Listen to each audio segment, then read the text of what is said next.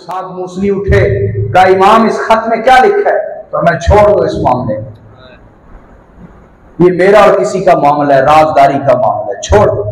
उसने कहा नहीं, मैं देख रहा हूं आपकी तबीयत बर्बाद हो गई। तो आपने चाहा कि मैं मदाइन से निकलूं तो मूसल कुछ देर क़याम करूं। मूसल ठंडा इलाका था, जैसे हमारे यहाँ मरी है या और स्वात वगैरह के जो इलाके ठंडे, तो मूसल की आबो हवा बड़ी खुशगवार और मोतदिल थी। तो इमाम ने फरमाया हजरत अब्दुल्लाह इब्न अब्बास से कि हम मूसल में ठहरेंगे। अब मेरा खिताब खत्म हो गया, एक दर्द भरी कहानी है जो मैं सुनाने जा रहा हूँ कि मेरे नबी की इतनी नसीहतें, इतने हुक्म, लेकिन हर दौर में हमने अपने नबी की आल को तकलीफें दी। आज भी मैं अक्सर कहता हूं सैयदों को तकलीफ देने वाले ईसाई नहीं है, यहूदी नहीं है, सिख नहीं है। जब भी आप देखेंगे कोई सैयद के खिलाफ बोल रहा है, साथ वो कलमा पढ़ने वाला भी हो। सैयदों की इज्जत खराब करने वाला, वो साथ कलमा पढ़ने वाला। किसको बंदा दुख सुनाए अपना, क्या बात करे किसी के साथ? हम तो अपनी फरियाद अल्लाह और उसके रसूल की बारगाह में कर सकते हैं। तो मेरे इमाम जब मूसल पहुंचे, फरमाया मैं यहां क़याम करना चाहता हूं। तो जो मेजबान था, मेजबान जिसने आपको घर में ठहराया बड़ी मोहब्बत के साथ, उसने पहले दिन नाश्ते में आपको जहर दिया। कुछ हुकूमत के अहदेदारों के साथ मिलकर आपको पहले दिन जहर दिया गया। उस जहर ने बहुत तकलीफ दी आपको, लेकिन आपकी तबीयत संभल गई और समझ नहीं कि आपको, लोगों को समझ नहीं क्या मामला हुआ, लेकिन आपको समझ आ गया कि जहर है। दूसरे दिन फिर उसने नाश्ते में आपको जहर दिया। सारा दिन आपकी तबीयत बिगड़ी रही, उल्टियां आती रही, जहर का असर अल्लाह ने निकाल दिया। तीसरे दिन फिर ये मेरे नबी के नवासे, जिगर के टुकड़े, मेरे नबी के फूल, मेरे नबी के फूल। हजरत अब्दुल्लाह इब्ने उमर ने तो मसला नहीं बताया था उसको। काबातुल्लाह में खड़े होकर एक बंदे ने पूछा, एहराम पर अगर मच्छर का खून लग जाए तो क्या होगा? और मैं कहां के रहने वाले? कहा जी मैं कूफा का रहने वाला। कहा जालिम, नबी की औलाद का खून बहाते हो और मच्छर के खून का मसला पूछते हो, दफा हो जाओ, मैं तुम्हें मसला नहीं बताऊंगा। नबी के खून और नबी के फूल मसल दिए। तीसरे दिन फिर आपको जहर दिया गया नाश्ते में। शदीद तबीयत खराब रही। साथ मूसली उठे, कहा इमाम इस खत में क्या लिखा है? तो मैं छोड़ दो इस मामले में, ये मेरा और किसी का मामला है, राजदारी का मामला है, छोड़ दो। तीसरे दिन हजरत साद मूसली भी वहां पहुंच गए। ये मुख्तार सकफी के चचा थे और मौला अली के वफादार असहाब में से थे और मूसल के गवर्नर भी रह चुके थे हजरत साद मूसली। उन्होंने महसूस किया कि गड़बड़ कुछ जरूर है। चौथे दिन यह मामला हुआ कि उसने खत लिखा जिसके साथ वो मिला हुआ था कि मैंने 3 दिन जहर दिया है, लेकिन जहर कमजोर है, इसलिए उनकी मौत वाक़ई नहीं हो रही। वो ताकतवर जहर भेजे। खत तीसरे दिन भेज दिया। चौथे दिन एक शख्स जहर लेके आ रहा इमाम के लिए।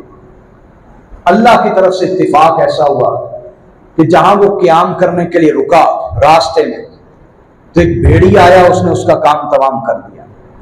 और वो जहर और वो खत उसके घोड़े के साथ या ऊंट जिस पे वो सवार था लटका हुआ था। और ये मामला इमाम हसन के सहाब में से एक बड़ा वफादार आदमी वो देख रहा था छुप के ना, कि एक भेड़िए ने हमला किया, एक बंदे को मार दिया। उसे नहीं पता ये कौन है। आके उसका सामान चेक किया, खत पड़ा तो अंदर लिखा था कि ये जहर का एक कतरा अगर पूरे तालाब में भी डाल दोगे तो सब तालाब में से जितने लोग पानी पिएंगे सब मर जाएंगे। तो ये हसन के लिए खास जहर है, बस एक कतरा मिला तो हसन मुश्तबा की शहादत हो जाएगी, कत्ल हो जाएगी, शहीद हो जाएगी। उसने जब पढ़ा तो उसके पांव तले जमीन निकल गई। ये तो बहुत बड़ा धोखा किया जा रहा है इमाम के साथ। वो खत लेके पहुंच गया, चूंकि उसके नाम खत था, मेजबान के नाम खत था, मोहर शुदा। वो पहुंचा, इमाम को खत दिया, इमाम ने पढ़ा, इमाम भी दंग रह गए, लेकिन उस खत को अपने मुसल्ले के नीचे छुपा दिया। चूंग वालो, गौर करना मेरे इमाम ने क्या कहा। हजरत साद मूसली उठे, कहा इमाम इस खत में क्या लिखा है? तो मैं छोड़ दो इस मामले में, ये मेरा और किसी का मामला है, राजदारी का मामला है, छोड़ दो। उसने कहा नहीं, मैं देख रहा हूं आपकी तबीयत बहुत तकलीफ में है, खराब है। उसने खत निकाला, पढ़ा तो अंदर उसके नाम खत था कि 3 दिन तुमने जहर दिया, असर नहीं हुआ, ये जहर दो, ये असर करेगा। साद मूसली तड़प गए, का इमाम ये कैसा हौसला और सब्र है, इस बंदे ने आपको 3 दिन जहर दिया और आपने उसका राज इफ्शा नहीं किया। आपने फरमाया साद मूसली हम लजपाल हैं, हमने इसके दस्तरखान से खाना खा लिया था, इसने हमें जहर भी दिया, तो मेरी गैरत ने गवारा नहीं किया मैं इसका राज इफ्शा कर दूं, इसका राज खोल दूं। मेरी गैरत ने गवारा नहीं किया, मैंने इसकी इज्जत रखी, पर्दा रखा। साद मूसली तड़प गए, उसको लेके आए और उसका काम तमाम कर दिया। इमाम दुखी दिल लेके मूसल से निकले, मदीना पहुंच गए। मदीना में मरवान को गवर्नर बना दिया गया था। ये वो मरवान था जो हुकूमत के बलबूते पर हर खुतबे जुमा में इमाम हसन बैठे होते थे, इमाम हुसैन नीचे बैठे होते थे। हर खुतबे जुमा में मौला अली अल मुर्तजा पर माज़अल्लाह लानत करता था और मौला अली की औलाद पे लानत करता था। ये सही मुस्लिम के अल्फाज हैं, लाअनल्लाहु अबा तुराब, लानत करते थे। इमाम हसन सुनते थे, इमाम हुसैन सुनते थे और देखते थे कि मिंबर ये मेरे नाना के मिंबर, ये मेरे नाना की बनाई हुई मस्जिद, ये सारा जहान, ये सारी खिलाफतें बादशाह आते, ये किसकी हैं? ये मेरे नाना की। और ये लोग हमें गालियां दे रहे हैं और लानते कर रहे हैं, सब्र से बर्दाश्त करते। मरवान ने एक रूमी लौंडी को खरीदा जिसका घरों में आना जाना था। मेरी जो तहकीक है वो ये कि इमाम हसन अलैहिस्सलाम की ज़ौजा ने आपको जहर नहीं दिया। आप मुझसे इख्तिलाफ भी कर सकते हैं, मेरी तहकीक से इख्तिलाफ भी कर सकते हैं, आपको भी हक है, मुझे भी पूरा हक है। मैं अल्लामा इब्न कसीर की तहकीक पर एतमाद करता हूँ इस सिलसिले में। उन्होंने फरमाया कि नबी की बीवी या नबी की औलाद की बीवी काफिर हो सकती है, बद चलन नहीं हो सकती, बद किरदार। तो ये रिवायत दुरुस्त नहीं कि इमाम हसन की बीवी ने जागा, उसने यजीद के साथ साजबाज करके आपको जहर दिया। फिर दूसरी बात अल्लामा इब्न कसीर ने यह लिखी, अगर ये बात दुरुस्त थी तो फिर इमाम हुसैन ने उसको कत्ल क्यों नहीं किया, बनु हाशिम ने उसको कत्ल क्यों नहीं किया? अगर ये बात दुरुस्त होती कि आपकी बीवी ने जहर दिया, कातिल को मारना तो लाजिम था ना। लिहाजा मामला अल्लाह के हवाले, क्या अल्लाह के हवाले। मेरी जो तहकीक है वो ये कि मरवान ने एक रूमी औरत उसको खरीदा, उसके जरिए से इमाम की बारगाह में खजूरें पेश की गई जिनमें जहर की मिलावट थी, नजराना हदिया पेश किया।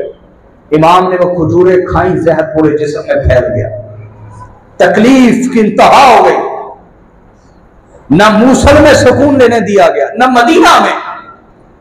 मेरे इमाम ने कहा मुझे अपने नाना की कब्र पर ले चलो। सरकार की कब्र के ऊपर जाके लेट गए, कहा या रसूल अल्लाह, नाना जान, क्या आपकी औलाद के लिए कोई जगह नहीं बची? हम जहां जाते हमारी तवाज़ो जहर से की जाती है। ये वही मदीना है ना जिसको आपने आबाद किया है। हमारे लिए कोई सुकून की जगह नहीं है, हर एक के लिए सुकून की कोई जगह नहीं। रोते रहे, आपको उल्टियां आई, अल्लाह ने जहर का असर जायल कर दिया। चंद माह गुजरे, फिर शहद में जहर मिला के आपको दिया गया, हदिया दिया गया। आपने वो जहर खाया, शहद खाया तो उसमें जहर था, वो जिस्म में फैल गया। फरमान लगे फिर मुझे अपने नाना की कब्र पे ले चलो।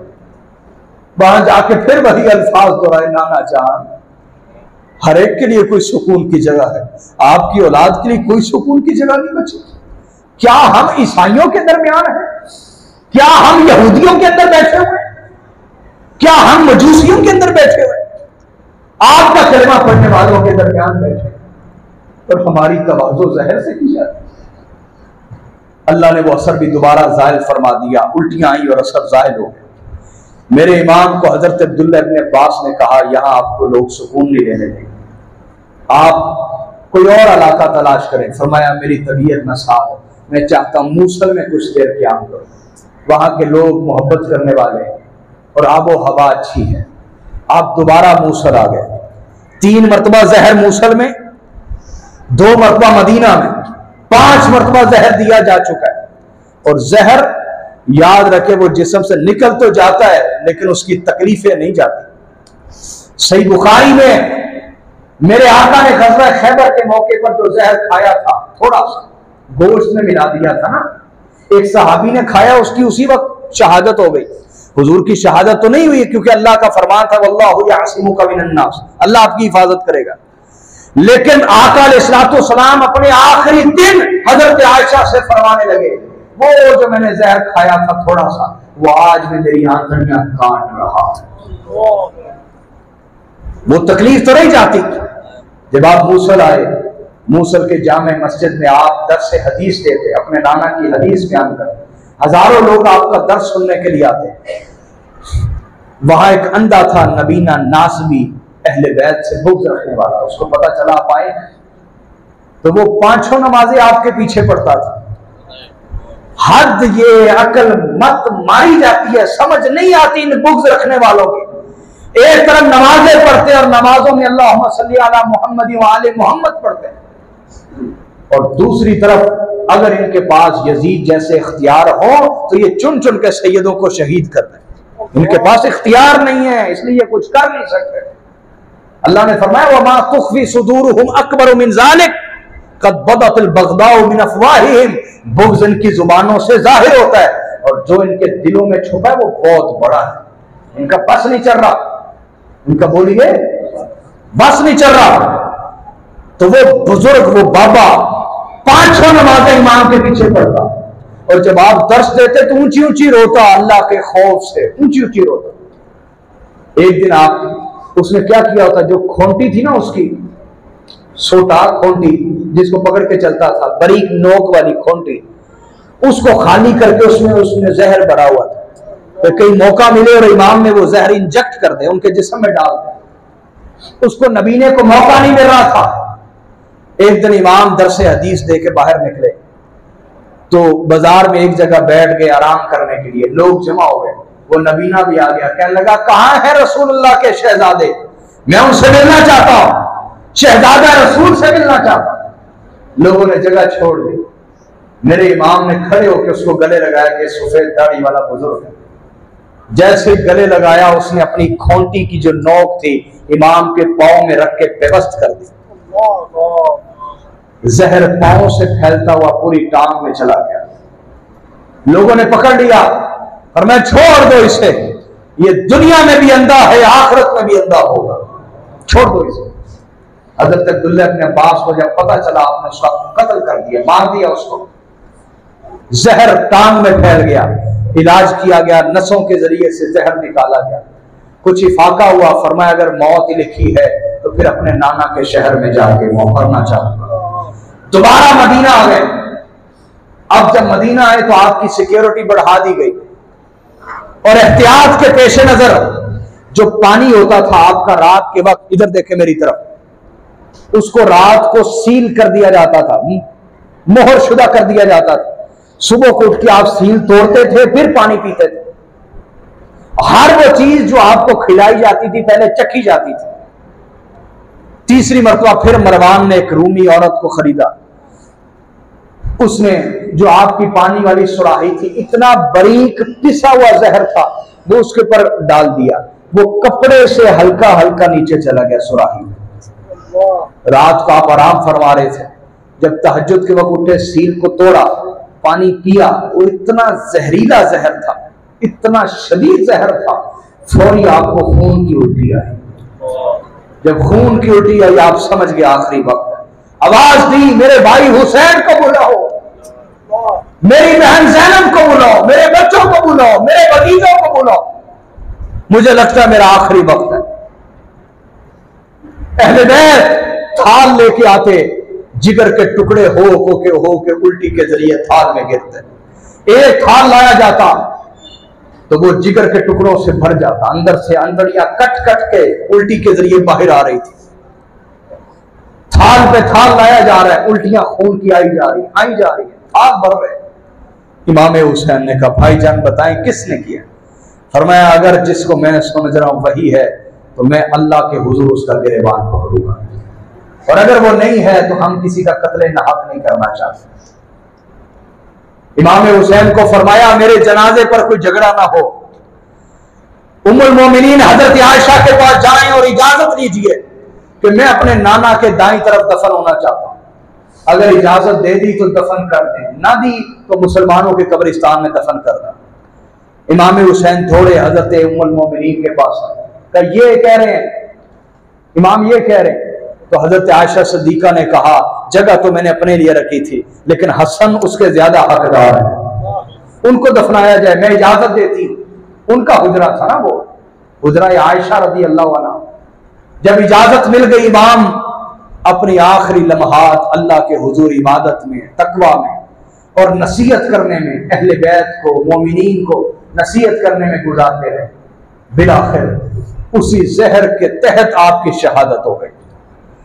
अभी आपकी आंखें बंद नहीं हुई थी, शहादत नहीं हुई। तो इमाम हुसैन ने कहा कैसे हो सकता है, हम तो सील बंद करते थे पानी को, इसमें जहर कैसे आ सकता है, मैं पी के देखता हूं। इमाम ने फरमाया नहीं, हाथ मारा, जब जमीन पर वो पानी गिरा तो जमीन उबलने लगी। इतना वो जहरीला जहर था जो इमाम को दिया। जब आपकी शहादत हुई, जनाजा उठाया गया और मेरे आका के पहलू में दफनाया जाने लगा, तो पहला तीर मरवान ने चलाया। जनाजों पर झगड़े करने वाले ये लोग थे बनु उमय्या। तुम किस घर की वकालत करते हो? एक घर रखो, या बनु हाशिम या बनु उमय्या, ये दोनों कभी एक नहीं हो सकते। जनाजे पर तीर चलाया, कहा नहीं नहीं, यहां हजरत उस्मान को दफन नहीं होने दिया गया, हसन को भी नहीं हम होने देंगे। क्या धोखा और फरेब था! क्या हजरत उस्मान को दफन होने से वहां अहले बैत ने रोका था? यही मरवान और उसका बाप था जो हजरत उस्मान गनी की शहादत का सबब बने। और दुनिया ने कभी ऐसा नहीं देखा कि नाना के गुलामों की हिफाजत के लिए खुद शहजादे मौजूद हो। और मौला अली ने भेजा इमाम हसन को, इमाम हुसैन को, जनाबे कंबर को हजरत उस्मान की हिफाजत करें।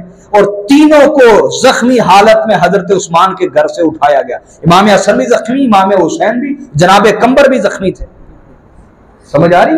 कभी तारीख ने ऐसा भी देखा कि कोई अपने घराने के गुलाम, नाना के गुलाम, उनकी हिफाजत के लिए तलवार लेके कोई आगे आ जाए? ये वफादारियां अहले बैत ने की, दीन के साथ भी, खुलफा के साथ भी। समझ आई बात की या नहीं आई? वो अलग बात कि इनको क्या मिला और क्या नहीं मिला। अहले बैत वफादार रहे हमेशा।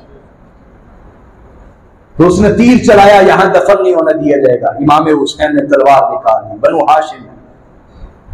तो हजरत अबू हुरैरा एक रिवायत में दौड़े आए, कहा हुसैन अमीरुल मोमिनीन की नसीहत याद रखें। उन्होंने फरमाया था मेरे जनाजे पे झगड़ा न करना, कोई बात नहीं, उनकी वसीयत पूरी कीजिए, वहां दफना दीजिए। तो इमाम हसन का जनाजा इतना बड़ा जनाजा हुआ कि मदीना में कभी इतना बड़ा जनाजा ना देखा गया। वो अलग बात के बड़ा जनाजा अहले हक होने की अलामत नहीं है। सैयदा फातिमा के जनाजे में कितने लोग थे? समझ आ रही है नहीं आ रही? मौला अली के जनाजे में कितने लोग थे? 100 बंदे भी नहीं थे। समझ आई है नहीं? लेकिन फिर भी इमाम हसन के जनाजे में बहुत से लोग आए। जनाजा छोटा होना किसी के बातिल होने की अलामत नहीं, और बड़ा होना किसी के हक होने की अलामत। इस चीज से रोक शोक नहीं खाना चाहिए। बात समझ आई कि नहीं आई? बड़ा जनाजा तो बहुत सारे लोगों को। तवज्जो करें, तो इमाम हसन का जब जनाजा हुआ, दफनाया गया, तो मरवान ऊंची ऊंची रोने लग गया। लोगों ने कहा जालिम सारी उम्र उन्हें गालियां देता, आज रोता है। उसने कहा हाँ, मैंने तो सारी उम्र इन्हें गालियां दी, बुरा भला कहा, तकलीफें दी, लेकिन मेरी अकल हैरान है कि हसन कैसा सबर का पहाड़ था जो कभी हिला ही नहीं था। यह है दुश्मन के मुंह से आपकी तारीफ। मेरी बात समझिए मेरे भाइयों, आखिरी बात कहूंगा, इतनी शानों के बावजूद इमाम काबतुल्लाह का गिलाफ पकड़े हुए, रात का वक्त है और रोई जा रहे हैं।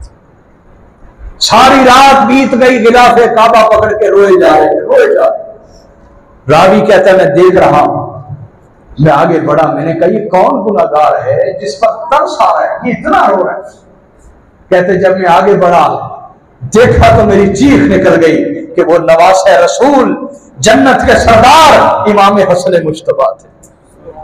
मैं रो पड़ा। मैंने कहा हुजूर आप क्यों रोते इतना? आपने फरमाया बेटे असल में मामला बेपरवाह के साथ पड़ा है, वह बेपरवाह के साथ पड़ा है, पता नहीं कैसा सलूक करता है। रोते इसलिए कि बेपरवाह क्या है। मेरे भाइयों, वो जन्नत के सरदार होके रोते थे, अल्लाह के हुजूर आजिज़ी करते थे। हम सरापा गुनाह ही गुनाह है, हमारा अंदर काला हो चुका है। साफ कीजिए, गुरूर से साफ कीजिए, तकब्बुर दूर कीजिए दिलों से, हसद दूर करें, नफरत दूर करें, किसी को हकीर मत समझें, बदगुमानी से अपने आप को पाक कीजिए, दुनिया की हिर्स और हवस से, माल की हाई हिर्स और हवस से, दुनिया के हुस्न और जमाल से। हाँ, नौजवान की आजमाइश हुस्न और जमाल है।